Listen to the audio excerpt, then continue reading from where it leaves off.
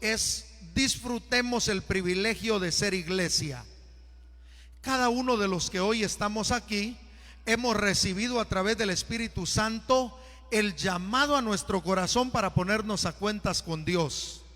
Todos los que estamos aquí en esta mañana nos hemos acercado a Dios por diferentes circunstancias, diferentes razones de vida nos han hecho acercarnos a Dios, y hoy todos, a través del arrepentimiento, formamos parte de la iglesia de Cristo. Cada uno de nosotros debemos entender entonces ese llamado que el Espíritu Santo nos hizo al corazón y vivir de tal manera que disfrutemos el privilegio de ser iglesia de Cristo. Quiero que todos tengan su Biblia abierta, no la vayan a cerrar, por favor.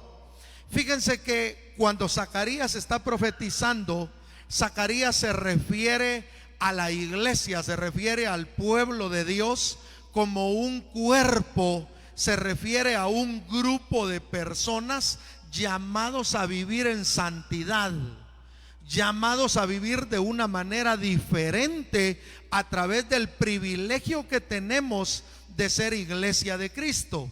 Ninguno de nosotros debiéramos vivir dudando o desconfiando del poder de Dios. Ninguno de nosotros debiéramos vivir bajo una doble moral.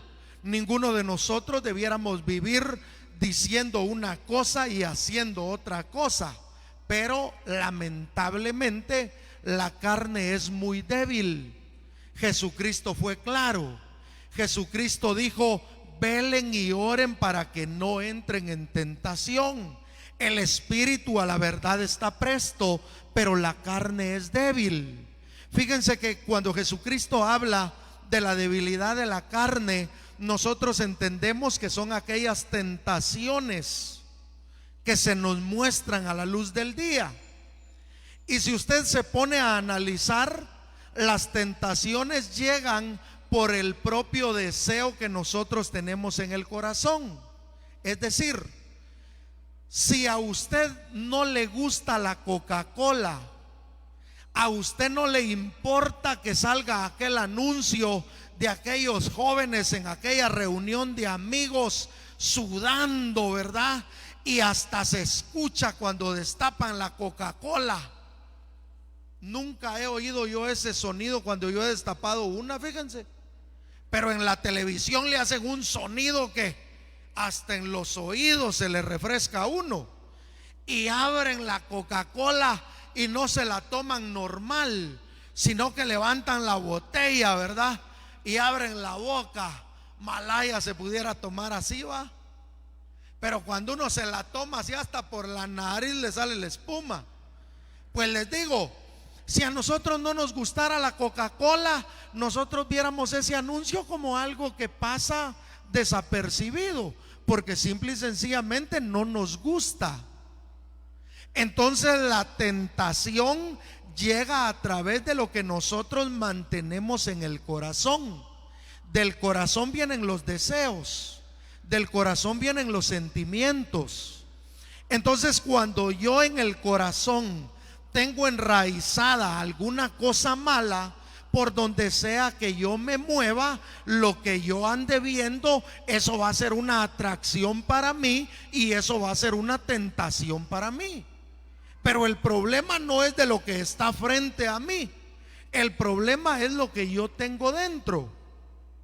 Entonces fíjense que cuando Zacarías, hablando de cómo será la predicación de la palabra de Dios en nuestra era, hablando de cómo viviría la iglesia en nuestra era, Zacarías habla de que es un grupo de personas que vive en santidad.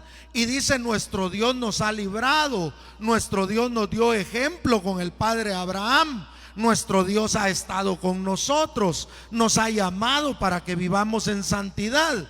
Y el verso clave que tenemos en estudio nos dice que nos ha llamado para dar luz a los que habitan en tinieblas y en sombra de muerte. Entonces cuando nosotros vemos para qué hemos sido llamados, nosotros tenemos que dar gracias a Dios por el privilegio que nos da de ser parte de la iglesia de Cristo. Porque fíjese que el llamado que usted y yo tenemos no es para que nos saquen de las tinieblas, no es para que nos libren de un camino que conlleva como fin un camino de muerte. No es para eso. El llamado que tenemos nosotros, el llamado que tiene usted y el llamado que tengo yo como iglesia de Cristo, es para ir por los que están en oscuridad, para ir por los que están en riesgo de muerte y traerlos. Fíjense que yo tengo la experiencia bonita de ver una oscuridad tan profunda que no lograba verme ni la mano. Fíjense, eso lo viví en el 2013. En el 2013 estuvimos con mi papá en un caserío que se llama Nápoles, allá en la zona Reina, en Quiché. Ese Nápoles está a unas 12 horas en carro. Es terracería. Se hace unas 12 horas uno para llegar a Nápoles. Y les digo, nos dieron donde dormir con mi papá en una casa muy bonita, gracias a los hermanos de Quiché, si me están viendo, chulada de casa donde nos dejaron. El problema es que por allá tienen nada más de esos paneles solares. Entonces los paneles solares empiezan a funcionar como a eso de las 6:30 de la tarde, y ya para las 9 de la noche, 9:30, ya la luz está súper opaca. Ya a las 10 de la noche no hay luz. Y esa casita donde dormimos con mi papá está metida como dentro de un bosquecito, fíjense, de tal manera que no nos daba luz para nada. Entonces eran como tal vez las 2 de la mañana, y yo necesitaba salir del cuarto. Ni les voy a decir para qué, pero necesitaba salir del cuarto yo. Y fíjense que yo desperté y yo sabía que tenía que salir, pero la oscuridad era tan fuerte que yo no lograba ver para dónde estaba la puerta. Y como era primera noche que dormía ahí, no es como en mi casa que me levanto a las 10 de la mañana, 12 del día, 1 de la tarde. ¿Cuántos dicen amén? ¿Verdad? Uno en su casa, uno sabe, 1, 2, aquí dejo la silla, más que nunca ordenamos, ¿verdad? Ya sabemos dónde están las cosas, hasta dónde está el calcetín que nos quitamos la noche anterior, solo nos levantamos y este es el que toca, ¿verdad? Pues les digo, ahí yo no sabía para dónde caminar, y yo trataba de ver, pero ¿para dónde está la puerta? Y mi papá era un tipo que el sueño lo tenía muy pesado, pero para roncar, ¿verdad? Ahora cuando uno le hacía un pequeño ruido, ya él se despertaba. ¿Y qué pasó? Y ya no lograba tan fácil conciliar el sueño. Entonces yo estaba en esa situación difícil y yo decía, ¿cómo le hago para salir? ¿Qué hago? De repente alguien pasó afuera con un foco, con una linterna. Entonces cuando iba caminando por la parte de afuera, logré ver la puerta, porque él iba caminando. Entonces pasó, yo vi la puerta, me levanté y salí. Con un poquitito de luz que ni me estaba enfocando a mí, yo logré ver para dónde era el camino y logré salir. Aquella persona se fue y no les voy a contar cómo me tocó regresar, pero sí les digo la importancia de un poquito de luz en medio de las tinieblas. Un poquitito de luz, la porción más diminuta de luz que usted se pueda imaginar, en medio de un cuarto oscuro hace una gran diferencia. Ahora noten esto, vean conmigo esta importancia. Usted y yo estamos llamados para dar luz. Usted y yo no estamos llamados para transformar el corazón de nadie. Explico eso. La capacidad que nosotros tenemos es únicamente de nuestra boca hasta el oído de la persona a quien estamos evangelizando. Del oído hasta el corazón se encarga el Espíritu Santo si aquella persona le abre la puerta. Jesucristo dijo: yo vengo y toco. Si alguien abre, entro. Si no abre, no entro. Usted y yo estamos llamados para ser luz. ¿Cómo puedo ser luz? Nosotros podemos ser luz a través de nuestro testimonio. ¿Cuál es nuestro mejor testimonio? La presentación que tenemos ante el mundo. ¿Cómo vivimos nosotros en casa? ¿Qué referencias pueden dar nuestros vecinos de nosotros? ¿Qué referencias pueden dar nuestros amigos de nosotros? ¿Qué dice la gente de nosotros? Esa es la mejor carta de presentación que usted y yo tenemos para realmente ser iglesia de Cristo. Fíjese que Jesucristo es nuestro máximo ejemplo para ser luz. En el Evangelio según San Juan, capítulo 1, vaya conmigo por favor. Empieza describiendo el evangelista, empieza describiendo Juan a Jesús. Aquel verbo se hizo carne. Pero cuando llega al verso número 5, dice: la luz en las tinieblas resplandece. ¿Ya lo encontraron? Oiga lo que dice, haciendo referencia a Cristo. Dice: la luz en las tinieblas resplandece.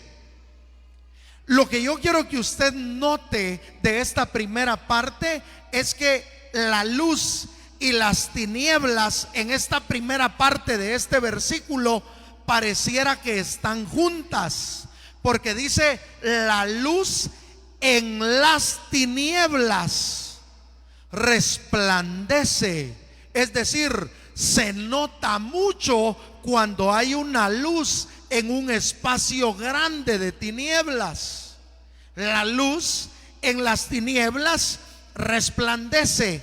Y las tinieblas, ¿qué sigue diciendo?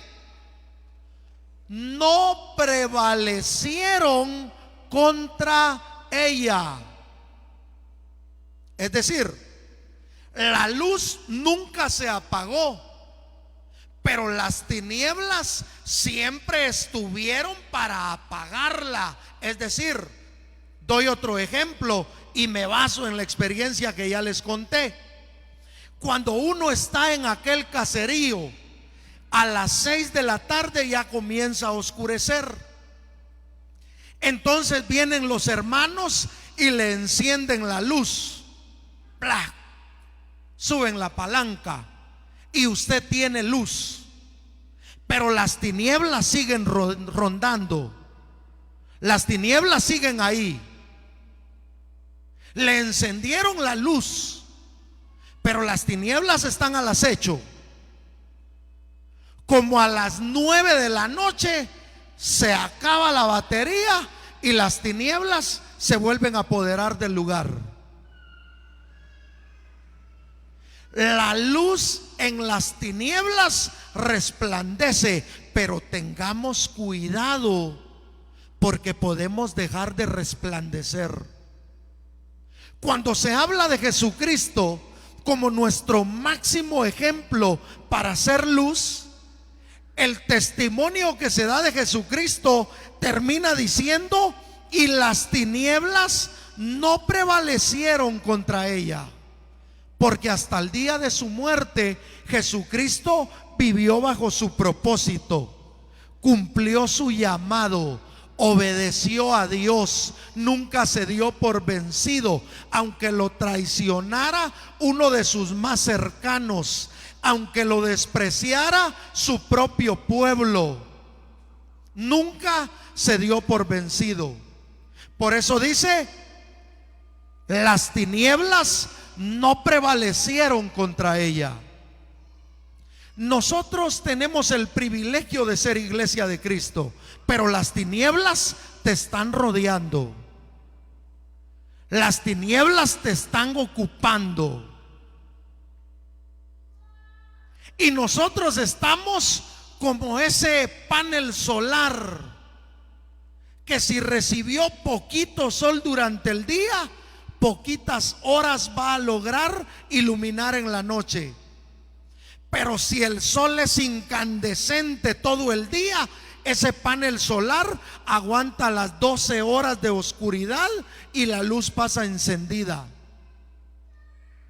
Necesario que es entonces que nosotros reconozcamos el privilegio que tenemos de ser iglesia de Cristo.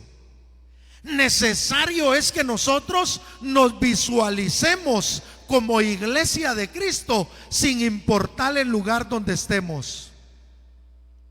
Necesario es que usted y yo permanezcamos en oración, permanezcamos en estudio de la palabra de Dios, permanezcamos con un ánimo constante de ir creciendo siempre en la obra de Dios, sin dejar que las tinieblas se apoderen de nosotros.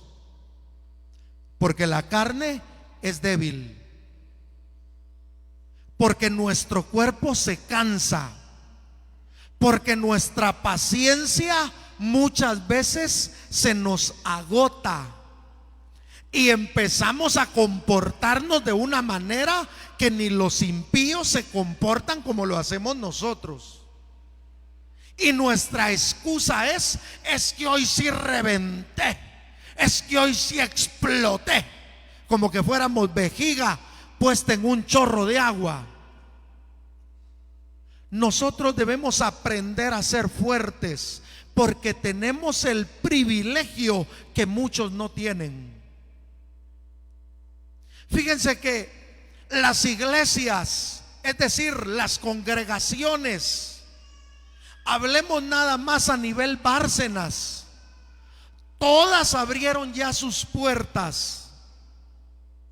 El mundo se dio cuenta de la necesidad que hay de buscar a Dios. Pero si usted le pone cuidado, son raras las personas que quieren realmente tener un compromiso con Dios. ¿Por qué cree que es eso? Porque ser luz cuesta, ser oscuridad no. Para que haya oscuridad, lo único que es necesario es no hacer nada. El que no hace nada es oscuridad. Pero para hacer luz es necesario poner aquel panel, ponerlo en dirección del sol, ver a qué hora está arriba y irlo a mover, estarlo modificando. ¿Vieran qué trabajo tiene esa gente? Ser luz es bien complicado. Y cuando se habla de la luz en la palabra de Dios, se refiere a usted y a mí. Se refiere a la iglesia de Cristo. Vamos por favor al Evangelio según San Mateo, capítulo 5 y verso 14. Vea cómo Jesucristo describe a la iglesia. Mateo capítulo 5 verso 14. Dice la palabra de Dios: vosotros los que estamos aquí, vosotros sois la luz. Aquí ya no pone tinieblas, sino que pone una palabra a la cual usted y yo estamos más acostumbrados. Y nos dice: vosotros sois la luz del mundo. Oiga, usted y yo somos una ciudad asentada sobre un monte. ¿Sabe a qué hace referencia esto? Cuando se habla de monte, se habla de una montaña. Somos una ciudad asentada sobre una montaña. Ok, les digo, por lo regular, las montañas son de talpetate. Y cuando se habla que estamos sobre una montaña, se habla que estamos sobre una tierra sólida, en donde si golpea el aire no nos va a botar. Y si se viene una inundación, como estamos en el cerro, no nos va a llegar. Y desde allá arriba, sin importar lo que el mundo ofrezca, usted y yo estamos iluminando. Ahora, ¿qué trabajo estamos haciendo nosotros para iluminar? Esa pregunta hágasela usted, interna. ¿Qué estoy haciendo yo para reflejar la luz de Cristo? ¿Qué estoy haciendo yo? Pregúnteselo usted. ¿Qué hago yo? ¿En dónde soy diferente yo a los que no van a ninguna iglesia? Vaya otra pregunta. Porque yo he conocido gente que no se congrega en ninguna iglesia, y qué testimonio de tipos ustedes. Y voy a mencionar a uno que yo creo muchos conocemos, y es nuestro hermano Elmer.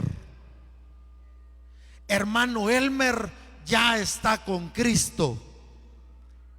Pero fíjense que hermano Elmer, todos le decíamos: ¿qué tal, hermano? Por cómo él se comportaba, un caballero sin tacha, un tipo honorable. Y todos: ¿qué tal, hermano Elmer? ¿Cómo está? Ya mero le decíamos: hermano Elmer, por favor, hoy predica usted. Y el tipo ni había aceptado a Cristo. Un testimonio de hombre excelente, y no había aceptado a Cristo. Simple y sencillamente vivía bajo principios y valores que le habían inculcado.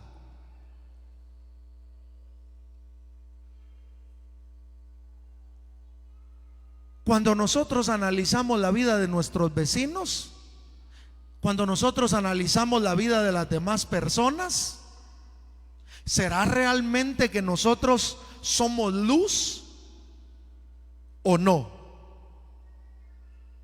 El llamado que tenemos es para dar luz a los que habitan en tinieblas y en sombra de muerte. ¿Quiénes son los que habitan en sombra de muerte? Los delincuentes, los pandilleros, esas personas que andan haciendo obras de maldad, esas personas a las que cualquiera les dice: ya vas a ver, dame una oportunidad, ya vas a ver. Esa es la sombra de muerte. ¿Cuál es nuestro llamado como iglesia? Iluminar el corazón de esa gente. ¿Cuántas veces usted le ha hablado a un pandillero de la palabra de Dios? Fíjese que nuestro llamado es claro, y usted lo tiene en su Biblia. Lucas capítulo 1. Zacarías hablando de cómo vamos a trabajar en esta era, porque el Nuevo Testamento se refiere a nuestra era. Por eso en el Nuevo Testamento ya no se mencionan reyes, sino que el Nuevo Testamento es una sociedad similar completamente a todo lo que nosotros hacemos.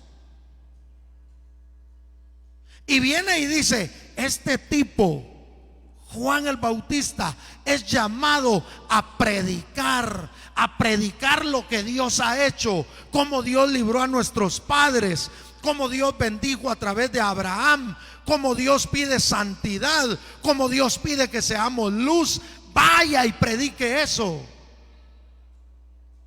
¿Me entienden? Entonces cada uno de nosotros tenemos ese llamado, y cuando llega al verso clave de esta disertación nos dice: seamos luz para aquellos que viven en tinieblas y también para aquellos que viven en sombra de muerte. ¿Quién le va a hablar de esperanza a estas personas si no es usted y yo? Voy terminando. ¿Qué de veras problema con estos horarios? Jesucristo es nuestra fuente de paz. La segunda parte del verso clave nos dice: para encaminar nuestros pies por camino de paz. Jesucristo es nuestra fuente de paz. Evangelio según San Juan, capítulo 14 y verso 27.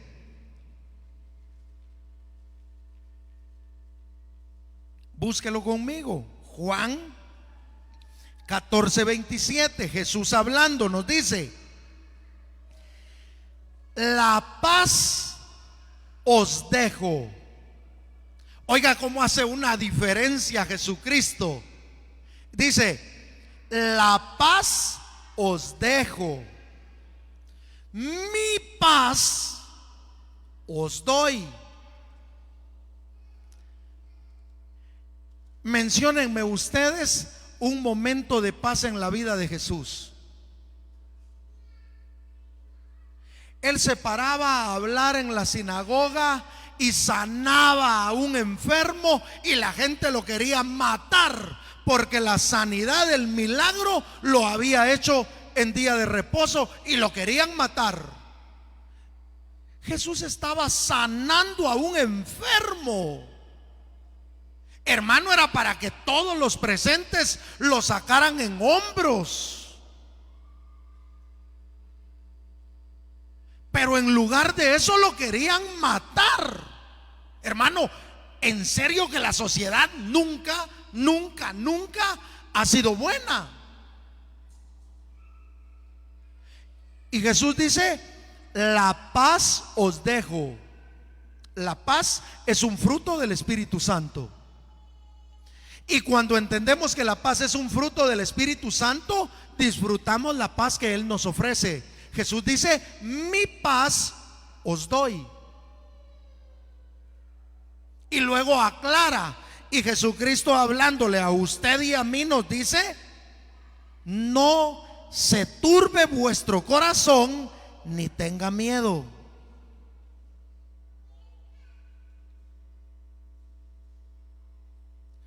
La paz que Jesucristo ofrece es un sentimiento que nace en el corazón del ser humano como agradecimiento a lo que Él vino a hacer por nosotros, y también nace a través de lo que el Espíritu Santo ha inculcado en nuestros corazones. Por eso dice: la paz os dejo, mi paz os doy. Yo no se las doy como el mundo la da.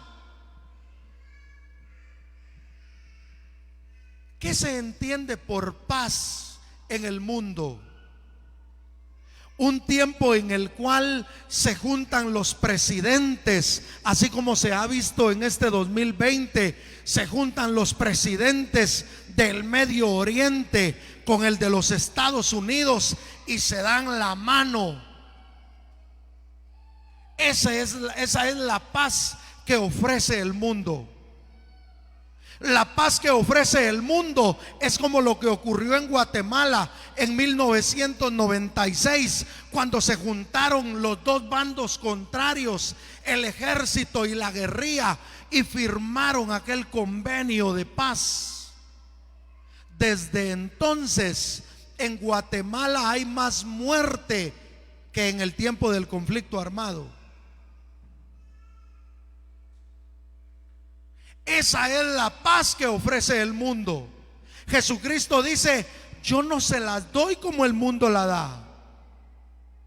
Jesucristo dice: la paz que yo les ofrezco va a brotar del corazón de ustedes sin importar de lo que estén rodeados. La paz que Jesucristo ofrece es aquella paz que cuando nosotros vemos a alguien que está muriendo en una cama, ya dando sus últimos suspiros, muere con una gran sonrisa y disfrutando de sus últimos segundos. Y yo he visto eso. Yo lo he visto personalmente. Yo vi morir a mi papá.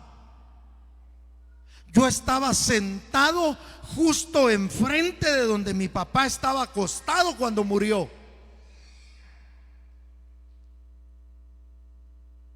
Yo vi cómo mi papá empezó a descansar en Dios y se durmió. Y tuvo un sueño como el que tenía meses que no se había podido dar. Se durmió y de repente la noticia: su papá dejó de respirar. Mi mamá tenía la mano sobre la frente de mi papá y mi papá, bien dormido, tranquilo, se fue a la presencia de Dios. Esa es la paz que ofrece Jesucristo. La paz que Jesucristo ofrece es un estado del corazón que no deja que el dolor, que cualquier cosa de fuera venga a perjudicar lo que tienes adentro. Pero muchas veces lo que Dios te da por bendición lo estás convirtiendo en maldición. Dios te dio familia para que la disfrutes, pero como no has sabido gobernar tu casa, tienes problema con todos.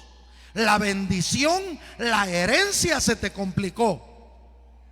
Dios te dio trabajo, pero vives amargado por el trabajo que tienes, en lugar de disfrutar la bendición que Dios te ha dado.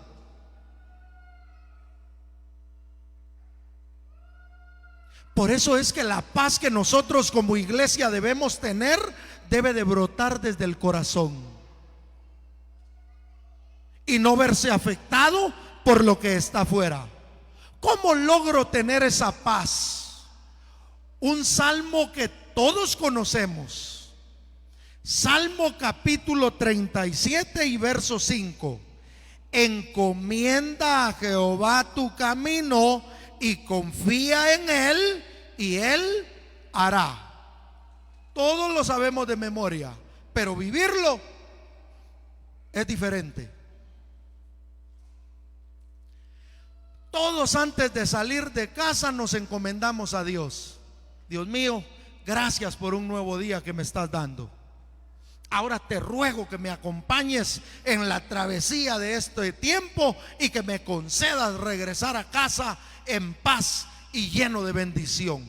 En tu nombre, Jesús, amén y amén. Y cuando salimos nos paramos en un charco de agua. Ay, Dios mío, hoy me levanté con el pie izquierdo, es una desgracia. Tranquilo, hombre, tranquilo, cámbiese de zapatos. Si no solo tiene un par de zapatos, tiene más. Los niños tienen un par de zapatos porque los papás no les compran más, pero vayan a ver cuántos tienen los papás. Deje de comprarse tanto usted y cómprele a sus hijos. Sus hijos son lo más valioso, demuéstreselo. Amén, dicen los niños, ¿verdad? Ya no me van a comprar zapatos solo para el 15 de diciembre. Con el aguinaldo, le dice el papá. Y después le dice: es que me lo dieron en 2 tantos, le dice. Qué ingratitud de veras.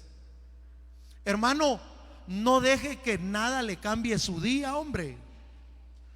Encomienda a Jehová tu camino y confía en Él. Si en mi camino hay un accidente, gloria a Dios, Él me libró del accidente y sigo con vida.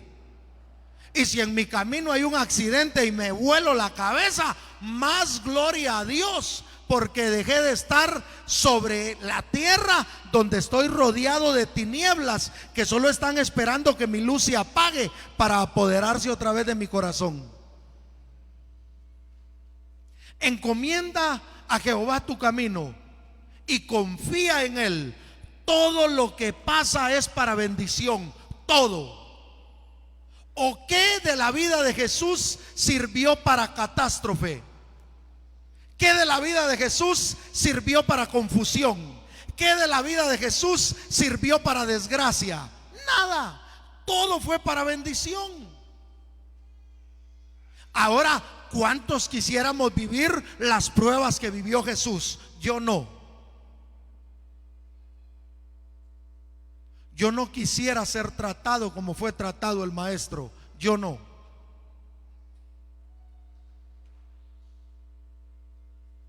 Entonces cada uno de nosotros debemos estar agradecidos porque Él pagó por mi culpa, por mi pecado. Y ahora, ¿qué es lo único que pide de mí? Que sea buena persona, que sea buena gente. Es lo único que pide de mí, no me pide más.